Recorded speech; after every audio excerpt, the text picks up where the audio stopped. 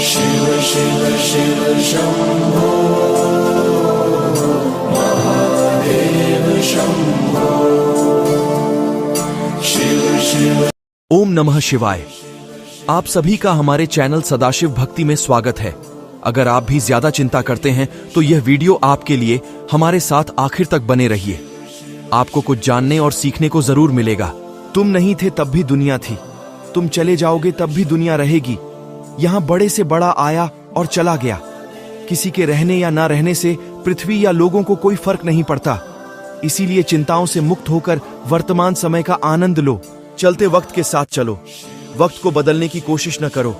दिल खोलकर सांस लो, अंदर ही अंदर घुटने की कोशिश न करो। कुछ बातें ईश्वर पर छोड़ दो, सब कुछ खुद सुलझाने की कोशिश न करो। तुलना के खेल में मत उलझो, क्योंकि इस खेल का कहीं कोई अंत नहीं। जहां तुलना की शुरुआत होती है वहीं से आनंद और अपनापन खत्म होता है। यह जरूरी नहीं कि हर लड़ाई जीती जाए, लेकिन यह जरूरी है कि हार से कुछ सीखा जाए। गुजरी हुई जिंदगी को कभी याद न कर, तू कल की फिक्र में आज की हंसी ना बर्बाद कर। खुशी एक ऐसा एहसास है जिसकी हर किसी को तलाश है। गम एक ऐसा अनुभव है जो सबके पास है, मगर जिंदगी तो वही जीता है जिसको खुद पर विश्वास है। यकीन कीजिए, ईश्वर के फैसले हमारी ख्वाहिशों से बेहतर है। जब तक आप अपने अतीत को याद करते रहेंगे, भविष्य की योजनाएं नहीं बना पाएंगे। कभी एकांत में बैठना, चाहे वो रात्रि में छत पर बैठना हो, या गांव के पहाड़ के किसी पत्थर पर बैठ जाना, या मरुस्थल के धोरे पर, या अपने खेत में पेड़ की छांव में, मगर बैठना जरूर। फिर फोन साइड में रखकर सोचना खुद के वर्तमान, भूत और भविष्य के बारे में। आप सच्चाई के बहुत करीब पाओगे खुद को, क्योंकि झूठ तो कृत्रिमता के कारण आता है। प्राकृतिक मानव तो सच्चा था, और एकांत प्राकृतिक मानव पैदा करता है। एकांत आपको अपने लक्ष्यों के प्रति गंभीर बनाएगा, आपको रिजर्व बनाएगा। ये आपको फालतू की चिंताओं से मुक्त होकर आपको अपने वजूद से परिचित करवाएगा। आप क्या है, क्या हो सकते हो और क्या थे से वाकिफ करवाएगा। परेड में पीछे मुड़ बोलते ही पहला व्यक्ति आखिरी और आखिरी व्यक्ति पहले स्थान पर आ जाता है। इसलिए जीवन में कभी आगे होने का घमंड और आखिरी होने का गम मत करना, क्योंकि पता नहीं कब जिंदगी बोल दे पीछे मुड़। पूरे समुद्र का पानी भी एक जहाज को नहीं डूबा सकता है जब तक पानी को जहाज अंदर ना आने दे।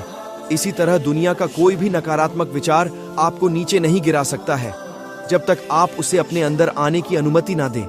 यह नकारात्मक विचार ही चिंता का मूल कारण है, इसलिए नकारात्मक की ग्रहण मत करो। केवल वर्तमान जीवन का आनंद लो।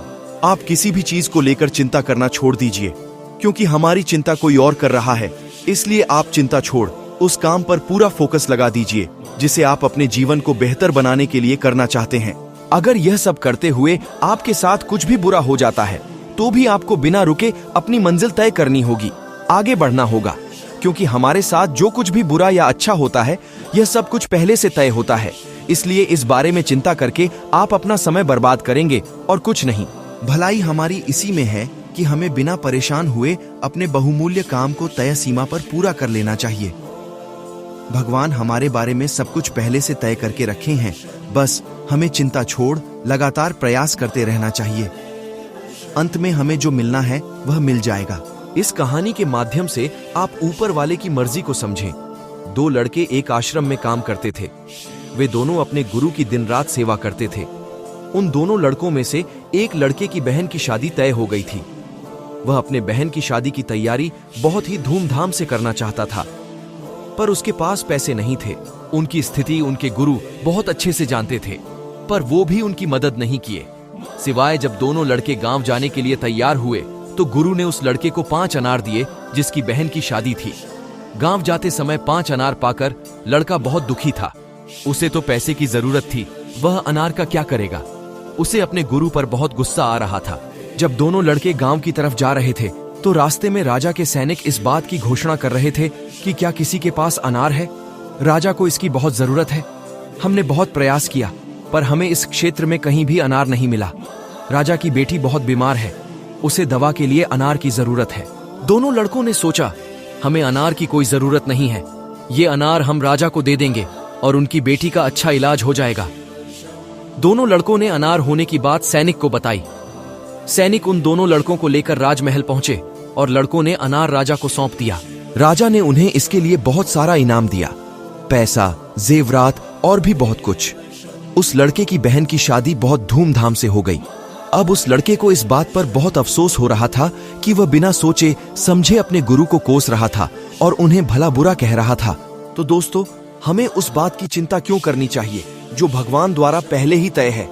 हमें तो केवल वर्तमान जीवन का आनंद लेना चाहिए और सब कुछ भगवान पर छोड़ देना चाहिए। वह हमारे लिए हमसे बेहतर ही सोचेंगे। तो दोस्तों, इस वीडियो में बस इतना ही। मिलते हैं अगले वीडियो में। तब तक अपना और अपने परिवार का ख्याल रखिए।